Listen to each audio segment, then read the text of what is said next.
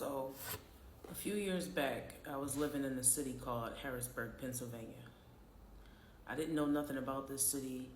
My dad actually introduced me and invited me out there at that time. I didn't even know this place existed. So I get there, and life is life as usual.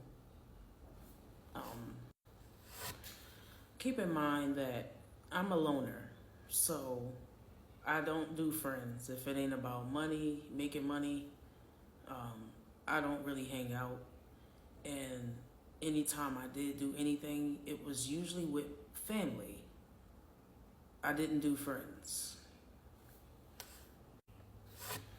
So I get there and I'm living life as usual in Harrisburg.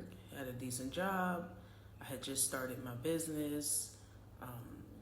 Basically doing hair, braids, sew-ins, stuff like that. So one good day, I had just took my kids to school. I had just paid my rent, and I was actually on my way back to work at that time. It was broad daylight, and about 3 to 4 vehicles pulled up on my car, drive-by style, like we was in Compton or something. And I didn't understand why such energy was, pulled up on me like that. I paid attention to the signs and symbols on their vehicles, and I noticed that all of them were Puerto Rican. Mind you, I don't have Puerto Rican friends. I don't know any Puerto Ricans in the area, and I'm not beefing with any Puerto Ricans in the area. Because I don't live a life where I have to look over my shoulder or fear anything or anybody, I didn't think much into it. And out of nowhere, I just heard the loudest ringing in my ear. It was so loud. I've never heard anything like it before. And I felt the energy that was surrounding me from these Puerto Ricans. And I didn't understand it, but something just said, get the hell out of Dodge. Next thing you know, I'm darting through traffic. So my first instinct was, don't go home, because you don't know who they are, you don't know what this is about. Go to family, So I go to my grandmother's house. From there, I'm upset, I'm frantic, and I'm telling my grandmother what just happened to me.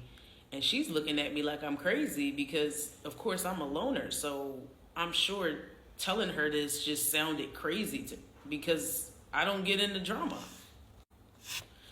So I said to myself, well, maybe this was just some bullshit, maybe it wasn't even about me, so I'm going to just swipe it off my shoulder and keep it moving. I was so wrong. Because shortly after this happened, this is when the consecutive attacks began. And when I say consecutive, I'm speaking of vandalizing my vehicle several times, hacking into my devices, breaking into my house, stealing things out of my house, torturing my children in the schools. The stuff would not stop happening. And as I began to tell my family about what was going on, they all looking at me like something's wrong with me.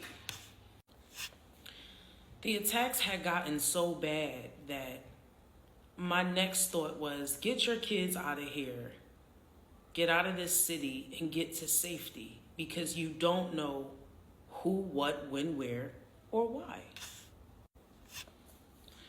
So the last straw was the last straw. I leave the city. Now I'm in a frantic place because I don't know where to go. I'm not thinking straight. All I know is I just got to get my kids to safety. I also forgot to mention, there was also somebody living in my walls. I went to sleep in my daughter's room one night. Something told me to just sleep in there. And we had the drop tile ceilings. And the moment I opened my eyes, why did I see somebody pull the towel back? And I looked up and I said, oh my God. Right then and there, I knew somebody was living in my walls. The way I was being attacked in this city it's definitely a situation where I have to receive justice for what happened to me and my family. And when I say family, I'm talking about me and my kids. That's it. There is much more to this story, and I'm not finished. It's not over until this fat lady sings. And I mean that. None of you guys will get away with what you did. Period.